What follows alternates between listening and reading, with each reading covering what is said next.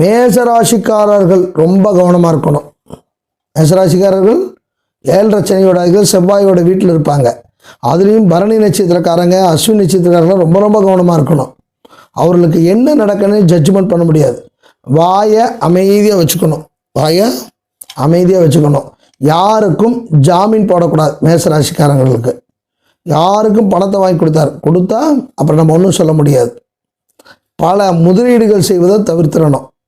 மேசராசிக்காரர்கள் 2.5 ஆண்டுகள் விரையச்சனினால் கடுமையாக பாதிப்படைவார்கள். இது மேசராசிக்காரர்கள் கவனமாக இருக்கணும். அடுத்து பார்த்தீங்கன்னா மேசராசியில் கார்த்திகை நட்சத்திரத்துக்கு என்னென்னா கெடுபலன் கொஞ்சம் குறைவு. ஏன்னா அவங்க ரிஷபராத்தோட ஆதிக்கத்தில் இருக்கிறனால இப்போதி கார்த்திகை நட்சத்திரக்காரங்களுக்கு கொஞ்சம் கெடுபலன் கம்மியாக இருக்கும். ஆனால் அஸ்வினி பரணி இவங்களுக்கு அதிக கெடுபலன் இருக்கும். இது நட்சத்திர ரீதியான பலன்கள். மேசராசி கவனம் தேவை.